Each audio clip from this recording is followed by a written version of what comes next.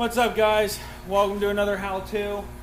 I am replacing a wheel bearing on a 2000 Chevy Cavalier. I've already taken the wheel off here, but I will show you the steps that it needs to be to remove the wheel bearing and replace it with a new one, which I have right here. There's the new wheel bearing and hub assembly. Okay, so basically once you remove your wheel, you have your brake. You want to remove, there's two bolts back here that you're going to remove your brake caliper. Once you remove your brake caliper, I'm just going to go ahead and set this down here for now. Your rotor will come off.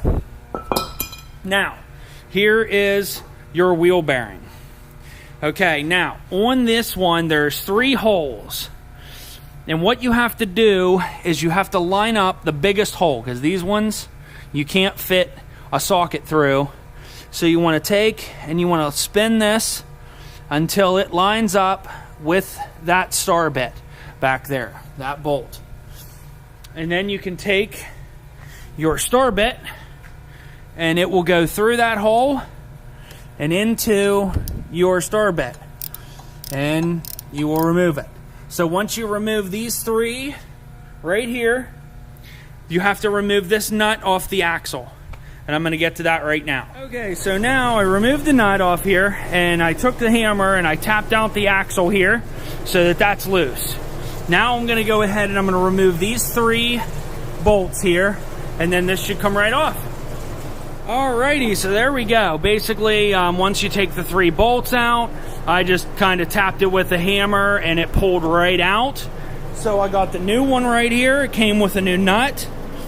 And basically, you're going to want to slide it on here. Make sure those splines line up. Put that as tight as you can. You're going to want to take and spin this till it lines up with those holes.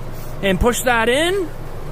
And then we're going to run our bolts in. All 3, basically the same thing. You got to spin this until it lines up with the holes. And we're going to go ahead and do that next. Okay, so now we got this all back in nice and tight.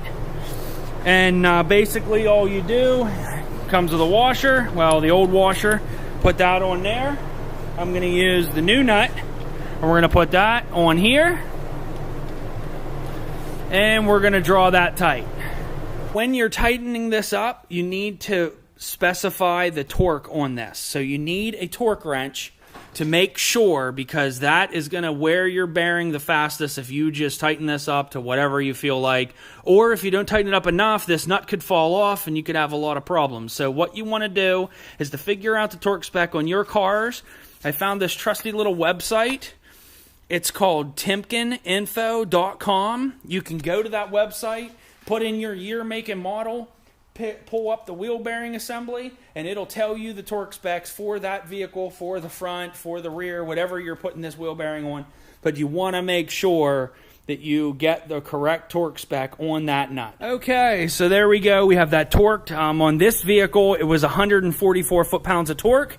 So that is correct. So now basically all I got to do is put my rotor back on and then put my brakes. I'm going to actually, since I already have this torn apart, I'm going to change my brakes because they are a little beat. So I'm going to get those changed. I'm going to get that back together. Alrighty, so now that we have our caliper all loaded up here, basically this spins down like this right here. And when you set this on here, there's an ear right down here that's going to sit on. That's going to rotate up. You got to make sure that these bolts back here are out of the way. So basically when you put your caliper on, you want to set this little ear right here on the bottom. You want to match up that top one, and it just basically pivots right into place here. Okay, just like that. Now I'm going to take these bolts and I'm going to run them tight, and that is all you got to do. Alrighty guys, so that is how you put a wheel bearing on a 2000 Chevy Cavalier. I'm sure this carries into different years. I'm not really sure which ones they are. You would have to do a quick Google search and see. I think it goes up to like a 2004 or something like that. The bearing that I purchased does cover 84 to 97, 98 to 2001, and 2002 to 2005. So this should carry through to all those cars. If you like this video, give us a thumbs up. Hit that subscribe button because we do lots of these different ones.